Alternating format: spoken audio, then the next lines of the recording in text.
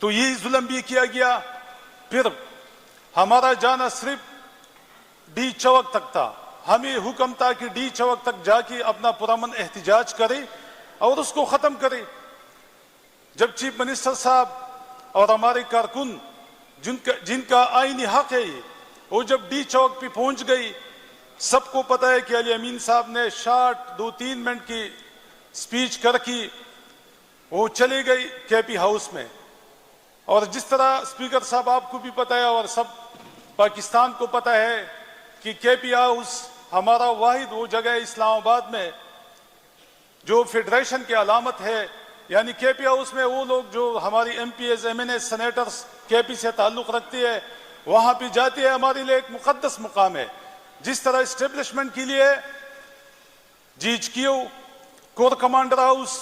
یہ مقدس ہے، اس طرح اس ایوان کی جتنی بھی لوگ ہیں ان کے لیے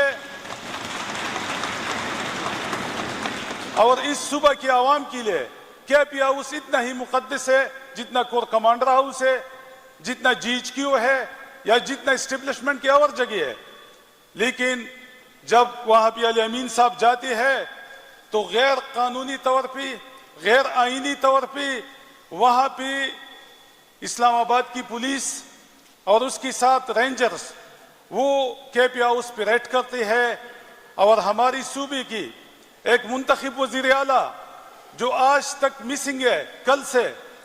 اور 2/3 اکثریت والا وزیر اعلیٰ، سب کو یہاں پہ پتا ہے کہ وہ اس صوبے کی چیف ایگزیکٹو ہے. لیکن میرے خیال میں پاکستان کی 77 سالہ تاریخ میں اس طرح المیہ کبھی نہیں آیا کہ ایک منتخب وزیر اعلیٰ کو آپ وہاں پہ ریڈ پہ ہیں اس کو مسنگ کریں اور آج تک اس کا پتہ نہیں ہے. اسپیکر صاحب جس طرح آج آپ نے رولنگ دی کہ کل آئی جی اور چیف سیکرٹری یہاں پہ آ جائے تو میرے خیال میں یہ رسپانسبلٹی ان کی بنتی ہے، کیونکہ وزیر اعلیٰ صاحب اکیلے مسنگ نہیں ہے، ان کے ساتھ ہماری 2-3 ایم پی ایس بھی مسنگ ہے. اس کے علاوہ وزیر اعلیٰ صاحب کی جو سٹاف ہے جو ان کی سیکیورٹی پہ مامور لوگ تھی وہ بھی مسنگ ہے. تو میرے خیال میں اگر اس طرح روایت پاکستان میں 77 سال بعد نئی روایت بنتی ہے تو پھر کوئی بھی نہیں بچے گا. جناب اسپیکر صاحب، اگر یہ اسٹیبلشمنٹ یا یہ جو ایجنسیاں جو اس ملک کی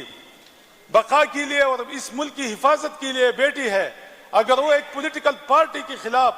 اس طرح کی ہتھ کنڈی استعمال کرتی ہے جو غیر قانونی اور غیر آئینی ہے، میں پوچھنا چاہوں گا کہ کون سی آئین میں لکھا ہوا ہے کہ آپ ایک منتخب وزیر اعلیٰ کے اوپر ریڈ کریں اور اس کو مسنگ کریں. ہم نے سوات آپریشن میں، وزیرستان آپریشن میں اور کوئٹہ میں ہم سنتے تھے کہ وہاں پہ لوگ مسنگ ہو جاتی ہے، لیکن ہم نے کبھی یہ نہیں سنا کہ ایک منتخب نمائندہ مسنگ ہوا ہے یا ایک صوبے کا وزیر اعلیٰ مسنگ ہوا ہے. جناب اسپیکر صاحب،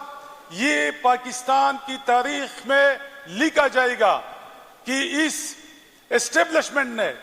جو یہاں پہ مسلط ہے پورے ملک میں، یا تو اس طرح کرے کہ اسٹیبلشمنٹ آ جائے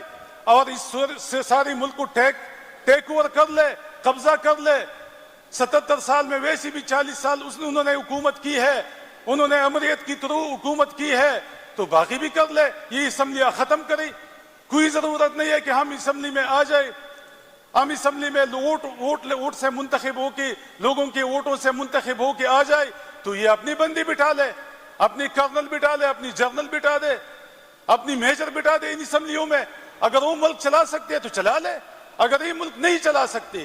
اور یہ 40 سال انہوں نے یہاں اس ملک پہ حکومت کی ہے اور اس ملک کا بیڑا غرق کیا ہے، تو میرے خیال میں اگر یہ اس ملک کو نہیں چلا سکتی، یہ تو اپنی 7-8 لاکھ فوج کو نہیں چلا سکتی، تو یہ 24 کروڑ عوام کو کیسے چلائیں گی اور اس پاکستان کو کیسے چلائیں گے؟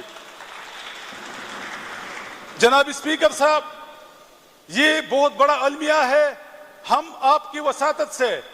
کلیئر انسٹرکشن، کلیئر رولنگ چاہتی ہے کہ سی ایم صاحب کو 24 گھنٹے کے اندر اندر اس کو آنا چاہیے، اور اس کو، کیونکہ وفاقی حکومت کا جو وہ ٹٹو بیٹا ہوا ہے محسن نقوی، آج انہوں نے کہا ہے کہ کسی بھی ایجنسی کے پاس سی ایم صاحب نہیں ہے.